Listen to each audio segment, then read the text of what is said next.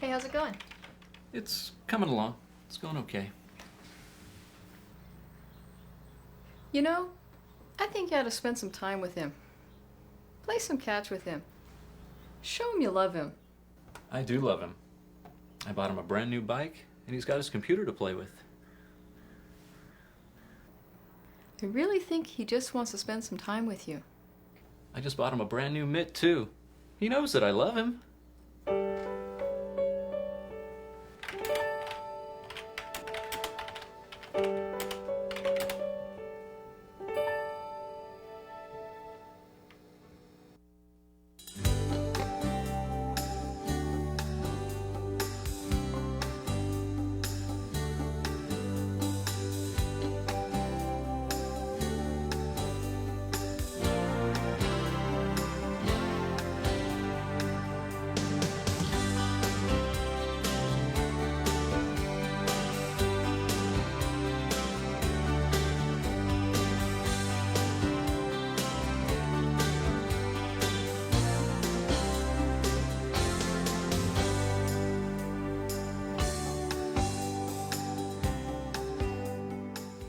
Welcome again to another session of Growing Kids God's Way. In this particular session, we're going to have a lot of fun. We're going to be talking about how to communicate love one to another, to our mates, to our children, in such a way that they actually have the full sensation of love. This is an exciting lesson for all of us, Anne-Marie. It is. You're going to have a lot of fun, and hopefully you're going to learn a lot about not only yourself, but your mate, and again, your children. And the theme for tonight is every day we choose to love, and every day we choose not to love. You know, in that scenario that we just saw, it's probably very common. A little boy playing catch by himself, dad busy in his office, mom concerned about that relationship. There's probably more to that scenario than just what we saw. We're going to talk about it when we come back with our class.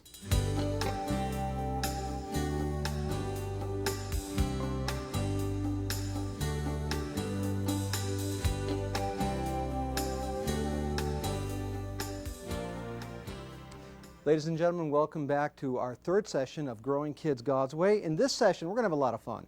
We're going to talk about how to communicate love. If you remember, in our last session, we talked about the importance of the husband-wife relationship and how significant that relationship is in the process of bringing security to your child. Now, we're talking about the husband-wife relationship, not simply the parent-child relationship. The major theme of our last session was communicating to your child or creating an environment for your child that would cause them to be secure in your love for each other. That is so primary for a child. In this session, we're going to turn the corner and we're going to talk about the practical side of love. We're going to talk about what love looks like. We're going to be looking at some of the fundamental truths about man's capacity for love. In fact, on your outline, let's get started with that. Learning to do the words of love. Let's start right there with letter A. Understand this. God put within man the capacity to feel love, and equally important is the capacity to communicate love. Man has both abilities. He has both capacities. One is to feel love and to know that he is loved or she is loved. But also, we all have the capacity to communicate love to others, those around us, those within our family and outside of our family. Now, these capacities really make sense. After all, man was created in the image and likeness of God. Certainly, God, as the universal creator, is a God of love. We know that. In fact, we know that God is love because the Bible teaches us that. In 1 John 4, 7, and 8, we read this, "Beloved, let us love one another, for love is of God, and everyone who loves is born of God and knows God. He who does not love does not know God, for God is love." Now listen, love is so important to God that He made it a distinctive identifying mark of His people, of the church. Jesus said in John 13, 34 and 35, "This new commandment I give you, that you love one another, even as I have loved you, so shall you love one another." And then He explains that commandment when He says, "By this," by what? By the love of this new commandment. "By this shall all men know that you are my disciples, if you love one another." In other words, Jesus introduced for the first time in humanity a new badge of identification, and that badge is the badge of love. He said, this is what's going to separate you out. This is what's going to identify you as my people. Love is supremely important to God. So what we have here in just these few verses from 1 John 4, 7 and 8 and from John 13, 34 and 35, we have two primary truths. Number one, love is a command, and number two, it serves a kingdom purpose. Do not forget that. In fact, as I will remind you from our very first lesson, that parenting in the mind of God is a kingdom issue, that our parenting has to go far beyond just our own pleasure, just for our own comfort, that there's a bigger picture that we are participating in. We are kingdom builders when we put the values that reflect God's holiness into the hearts of our children. But the question for tonight is, what does love look like? We see on your outline, that love has two sides. We love in action. Every one of us will love in action. That is, there are certain things that we do. We do for our wives, or as wives you do for your husbands. We do for our children. It's love in action. This is the giving side of love. But we also know that we love in feeling. That is, this is the receiving side of love. When someone communicates love to us, we feel their love. We appreciate that love. We have a sense about that love. So love is both action and it's feeling. Now, if that was all there was, there shouldn't be too many problems in marriages, but obviously there is. Because the problem that many marriages, and really in parenting, many parents with their children, especially their middle years and teenage children, problems that they have is because mothers and fathers and husbands and wives and children all have different touch points of love. Different touch points of love. Or another way to say it is, we all connect with love differently. And because of that, sometimes love becomes extremely frustrating. And sometimes it's extremely discouraging. I think you moms know this.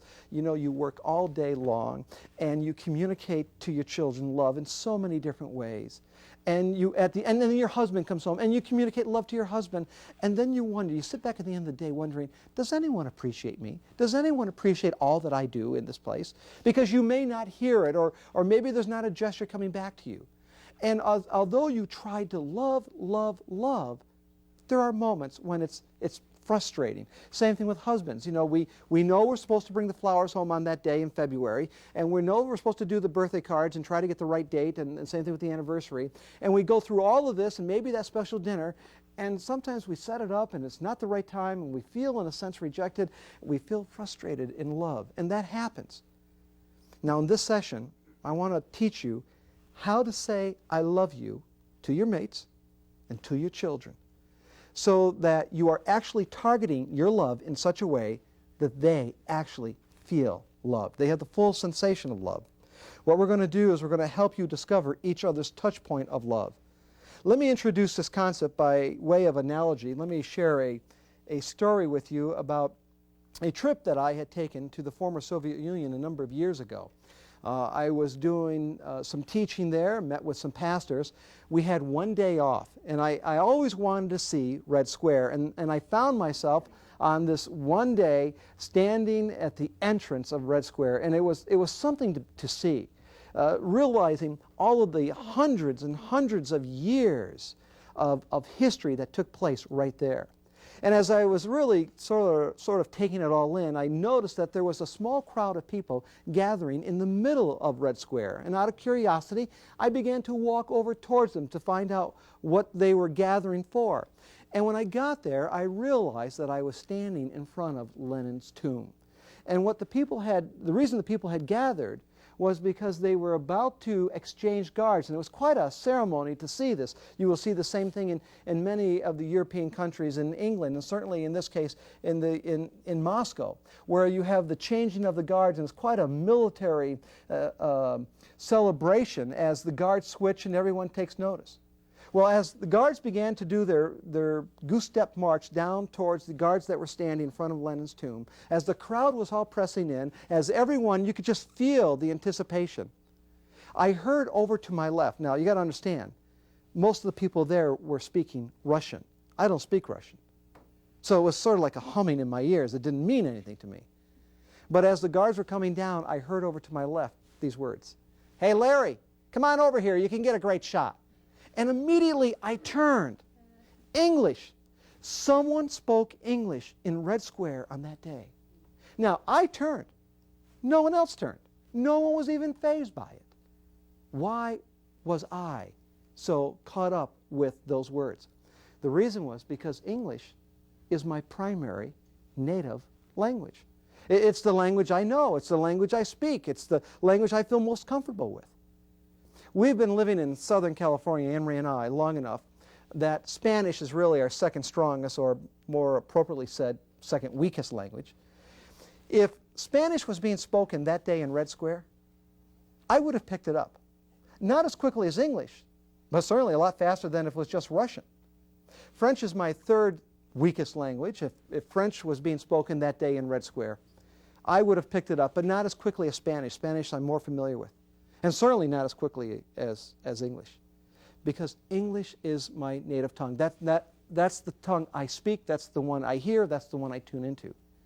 When the crowd was gathering and everyone was up on their tippy toes, and you got a little shoving in the crowd that goes on, not intentionally, but I began to trip a little, and as I did, my heel kicked the person behind me.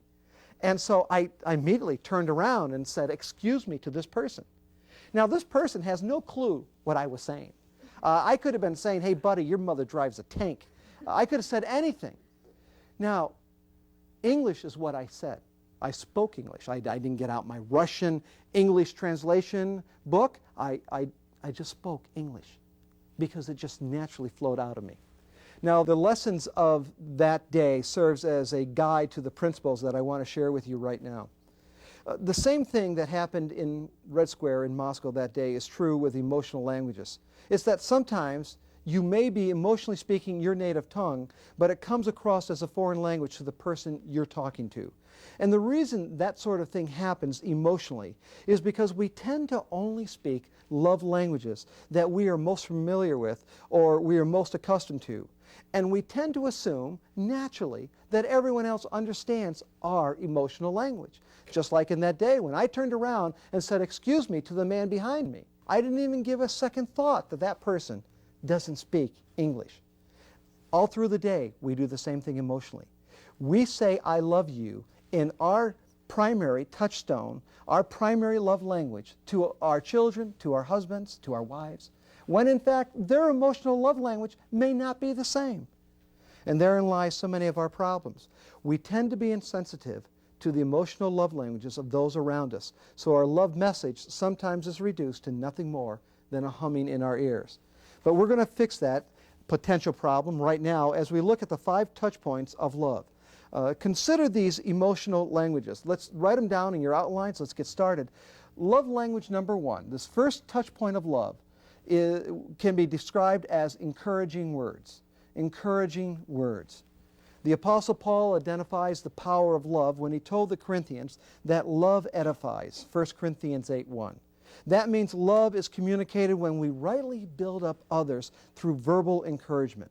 For example, just kind words or encouraging words. "You're such a compassionate person. I could learn so much from you." Or, "That dress, it so compliments you." Or, "I love your hair. Is that new?" Or, my all-time favorite, which I love hearing, "Have you been losing weight?" Those are words of encouragement. Those are words that I long for. But really what they are legitimate words of praise.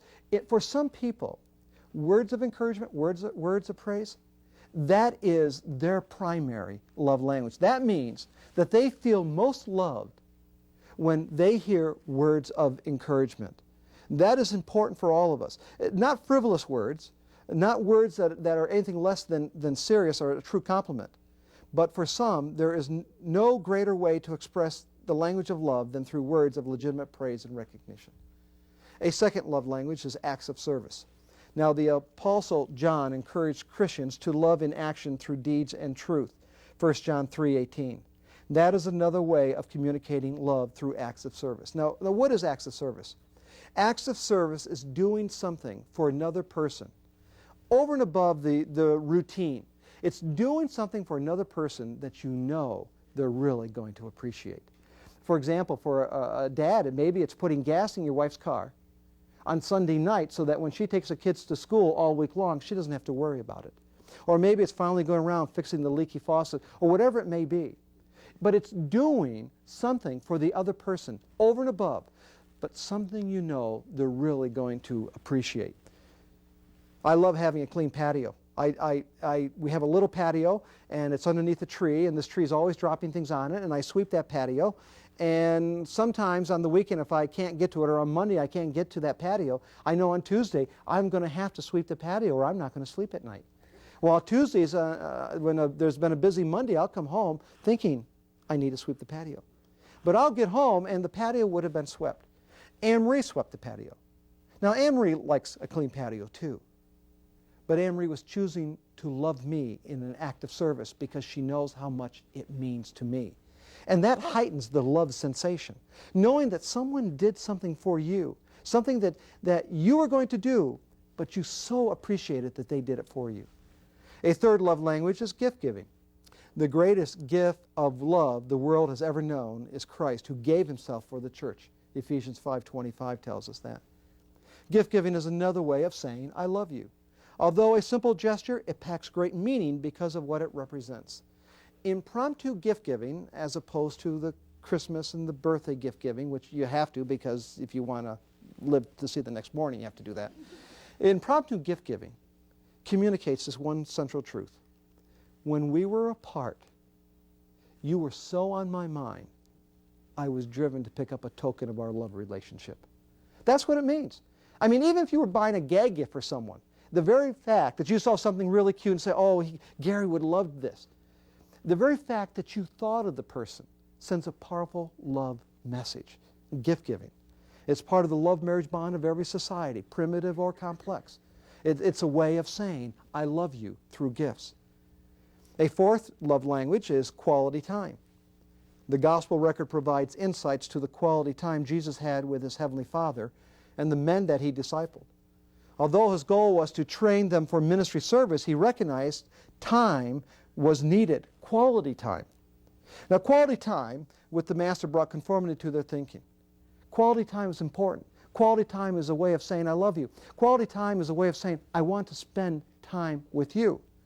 Now, gentlemen, for your wife's sake, let me explain what quality time is not. Quality time is not saying to your wife on Monday night, hey, honey, want to sit next to me? We'll watch the football game together? That's a nice thing to do, but that's not necessarily quality time. It's not picking up the newspaper and reading the sports section to her. That's nice, but that's not quality time. Quality time must be confined to an understanding where there's a transfer of heart feelings, not just facts of the day, not just what you did, but actually being together and honestly probing one another's heart, responding, doing both, speaking and listening. That's quality time. The fifth love language is physical touch and closeness. Physical touch and closeness. I've often wondered what it would have been like to have been that child in Mark chapter 10, verses 13 through 16, who Jesus, King of the universe, picked up, put on his lap, and then used as an example. God made us physical creatures. We are creatures that love to touch, love to be close. But for some, this is a primary love language. It could be holding hands, it could be putting your arm around your spouse's shoulder, or just standing next to your spouse, next to your child, or your child next to you. But that sends a special love signal to them, a love message, just being near to each other. Physical touch and closeness is supremely important. Again, it can be as basic as holding hands. It can go all the way to the act of marital intimacy, or anywhere in between. It's just physically being with each other. Now, ladies and gentlemen, those 5 love languages I have just given you, words of encouragement, acts of service, gift giving, quality time, and physical touch and closeness. Out of that list of 5 we just discussed, one of those means more to you than the other 4. And there's going to be one on that list that's going to mean the least to you. You say, well, I don't really need this one. But there is one on that list that becomes, or in fact is, your touch point of love. And we're going to need to discover that. Let me give you some scenarios, first of all, to really develop this a little bit further, some examples. Let's take the example of physical touch. That'll be the husbands. That'll be Matt and Sue. We'll use them. Physical touch versus words of encouragement. Matt was physical touch. Sue was words of encouragement. This is a true story. After a conference, a couple came to us about 2 weeks later, and they shared how this particular teaching was such a tremendous help in their marriage. They had a good Christian marriage. I mean, it wasn't aflame with love. There was still, the pilot was still on, at least. But this changed everything because it brought fulfillment to them. It happened that the husband's primary love language, that which meant the most to him, was physical touch and closeness. But his number 5, the least on his list, words of encouragement. Guess what her number 1 was? Words of encouragement. And her number 5, physical touch and closeness. They were exactly the opposite. So he would be saying, love physically, honey, how about a hug? She would be saying, send me a letter. Because she wanted words of encouragement. Physical touch and closeness, you could cuddle your cat if you want physical touch and closeness. Write me something beautiful. Words that flow from your heart. So for that wife, words of encouragement, that was number 1. They loved each other, but they kept missing each other. He was saying, I love you physically. She was saying, I love you in words of encouragement. When they learn this lesson, when they learn that really what love is, love, in fact, is something that we do every day. We choose to love every day, and we choose not to love every day. When they learn to choose to love each other in the other's primary love language, everything turned around. He started to leave notes around the house, something very simple. Something, honey, love you, see you when you get home. That little note meant so much to her because her primary is words of encouragement. But it's more than just words. It's the fact that you would take the time to say the words. That's what brings greater meaning. When he was going out the door, she would say, honey, don't go out the door. I need to give you your hug first before you go to the office. That sent a very positive signal. That sent a signal that she really does love me. She connected with his touch point, his primary touch point. He was connecting with her primary touch point. They took the pilot, and again, the flame was restored back to the marriage. There are other illustrations like this. There are times when you have a husband with acts of service, that's his predominant, and you have a wife who, in fact, is quality time. The scenario looks like this when they come through the door. They hug, they embrace. The wife says she's got so much to tell her husband. She says, honey, the mail and I got the phone calls, and how about if I make some coffee before you get into tonight's activities? We just sit down on the couch a little bit and we can share, and I can share what happened today. You can tell me about your big meeting at the office. So the husband agrees and says, well, okay, that'll be fine. Why don't you go in and make the coffee and get some of that cheese and crackers, put them out. I'll just change my clothes and I'll be right back out. So the wife goes in as a dutiful wife. She gets everything done. The coffee's made. She brings it out, but the husband's still not there. And so she gently calls into the bedroom, honey, darling, are you coming? And from the bedroom she hears, be right there, sweetie. There were some clothes on the bed, and I'm putting them away, so we don't have to worry about that later. And so she thinks, what a wonderful man. And then a few moments goes by, the coffee's getting colder, she's getting a little bit warm, and she says, darling, you said you would sit with me. I got everything out here. Be right there, honey. I was just coming out. I was hanging up my tie, but the light bulb burnt out. I'm going to fix it and change it so you don't stub your toe tonight. And she's thinking, well, he's caring. And then a few moments later, he's dashing through the kitchen, and he's going to throw the light bulb away. And she says, now, honey, you're going to sit down with me now? And he says, be right there, sweetie. The garbage is full. I'm going to just take it out so we don't have to worry about it. And now she's lost him to the garage. So eventually she finds her way to the garage. She says, you said you were going to sit with me. And from an echo chamber, because he's got his head in the dryer, honey, the dryer stopped, and might as well bring the clothes in. No use doing 2 trips. I'll be right there. Eventually, this guy finds his way to the couch, and the wife's there, and the coffee's cold, and she's hot. And he says, what do you want to talk about, darling? And she says, well, I don't want to talk. Well, why did you go through all of this? You told me you wanted to talk. Well, I did want to talk, but I don't think that you love me. He says, love you? Love you? What are you saying? I come home. You know how many women would give anything to have a husband like me?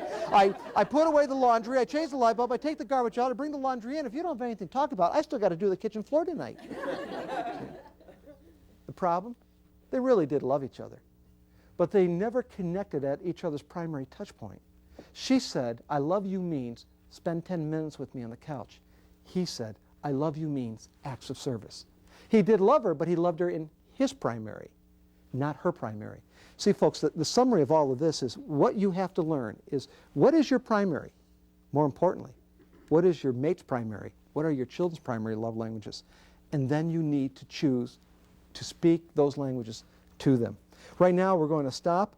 What I want you to do is I want you to take your test. It's at the end of your chapter. It's the love language test. It's to help you understand exactly what your primary love language is and actually your whole ranking. We want both of you to take that test. Take a few minutes after you're done. We want you to discuss it. Right after that, Anne-Marie's going to join me for our wrap-up time, and she's going to give us some of her insights as to the practical side of how to say, I love you. So take that test right now, and we'll be right back.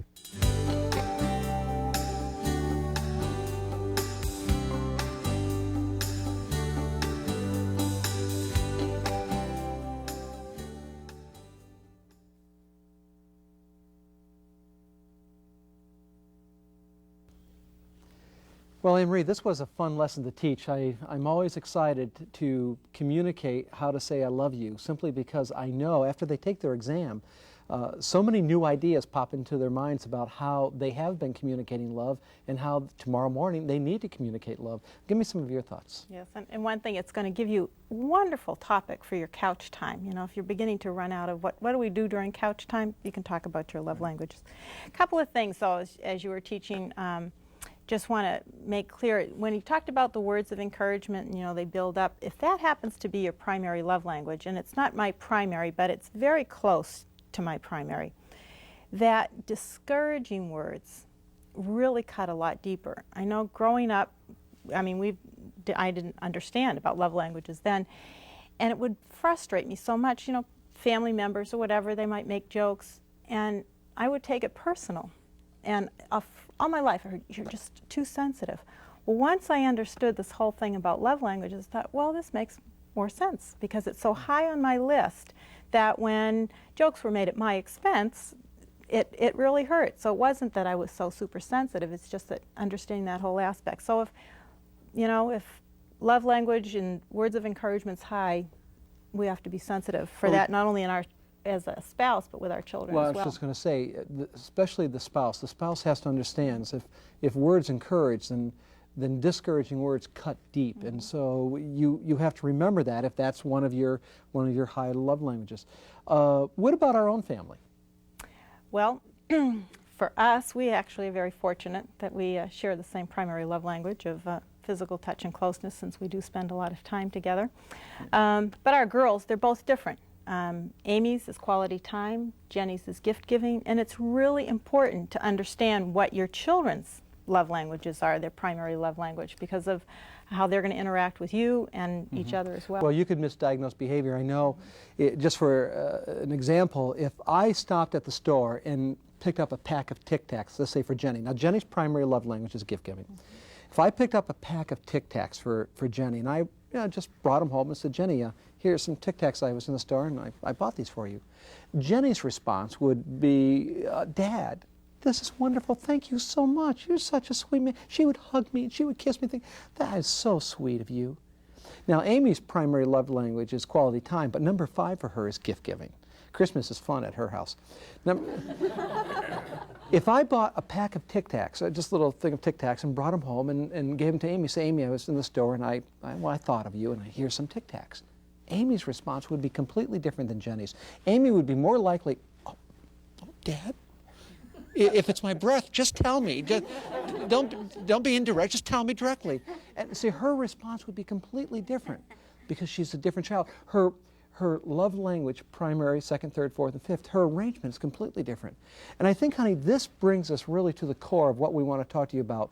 Not only do you have to learn each other's primary love language, just to have that love renewed in your own relationship, it is primary, it is so important that you understand the love languages of your children, because truly, in one way, in one sense, their love needs make them go completely unmet. In fact, what I'd like to do right now is let's just pause right here. Let's everyone take a look at our scenario that we showed at the top of the session. Let's think through what is happening now that we've taught you about love languages. Let's go to that scenario right now.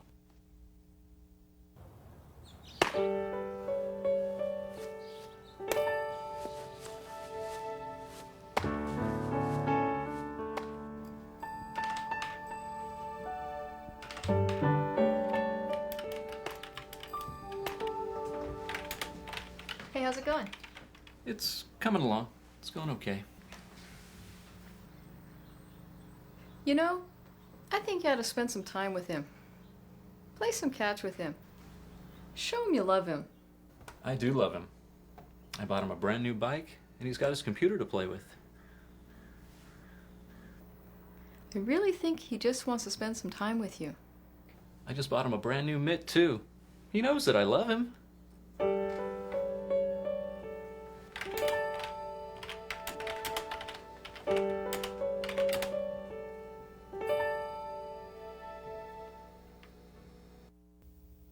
Well, that was really a pretty sobering scene again. Honey, some thoughts about that? Yeah, it's probably something that occurs all too often in homes all around the world, actually.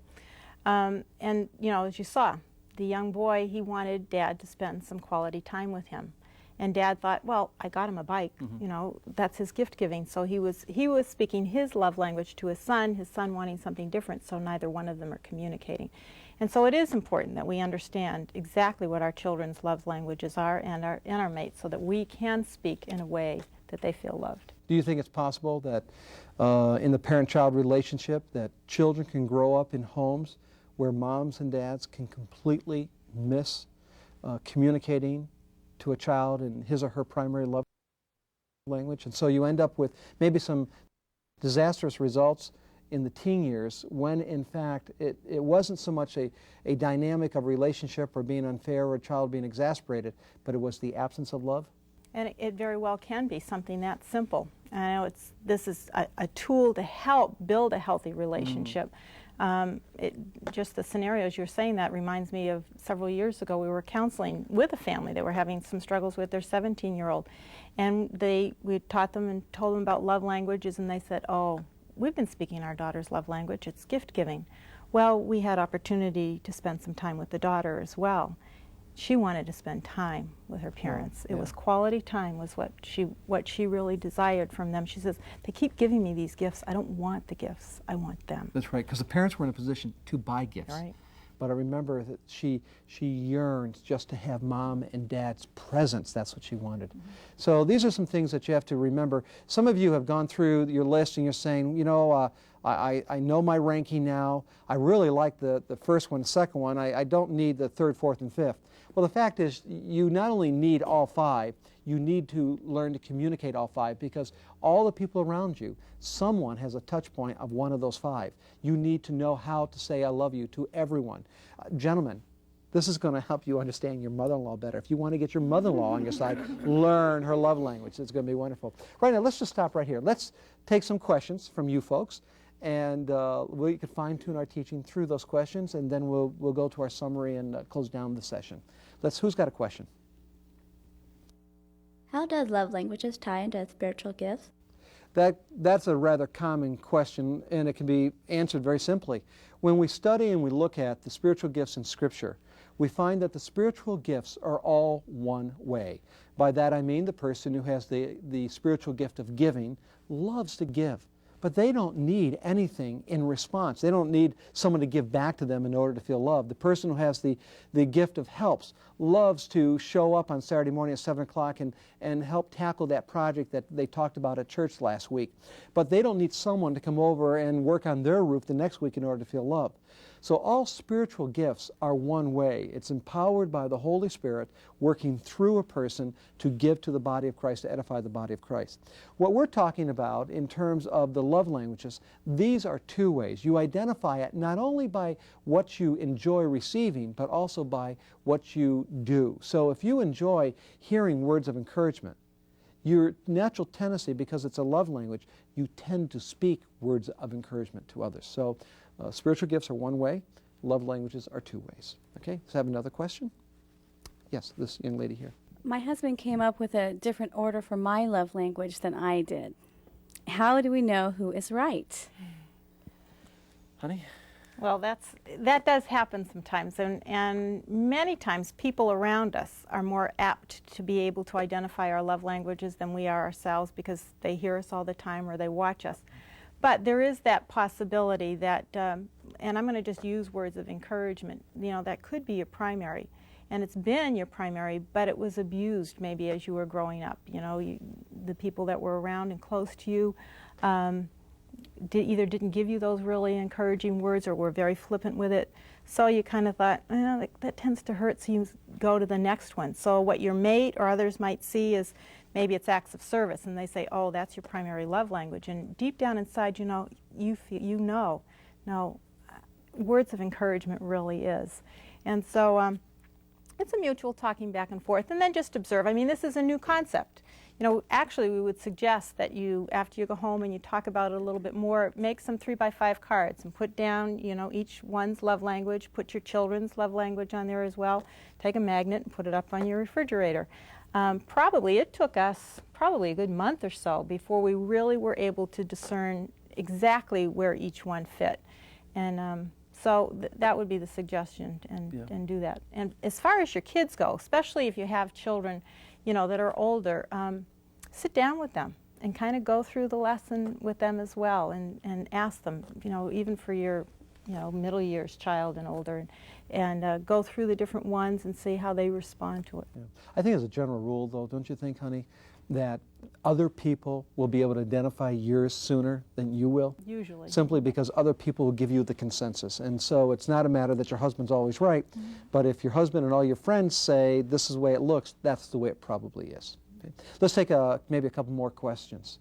Yeah, Gary, I was wondering, what age can we expect to see a child's love language show up?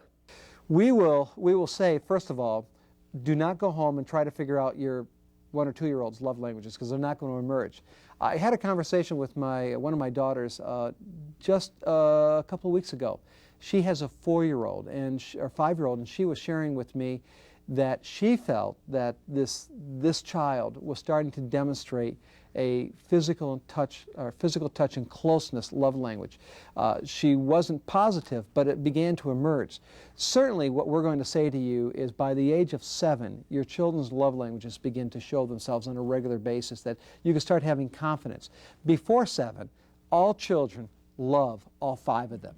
So just enjoy your child and let them enjoy all aspects, each touch point, but do not try to narrow just one, because what happens is, mothers and fathers, if you get the wrong one in the beginning, you're going to be speaking that wrong love language when in fact at this point they love them all.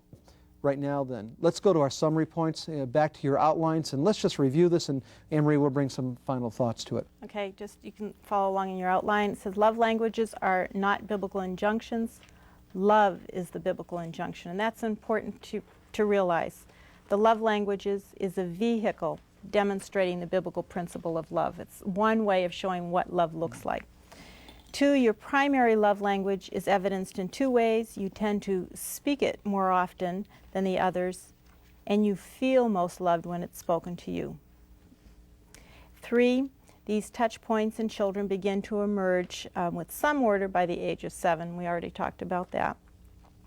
Feeling love is not the basis of right behavior, no more than not feeling love is the justification for wrong behavior, and that's really a critical point.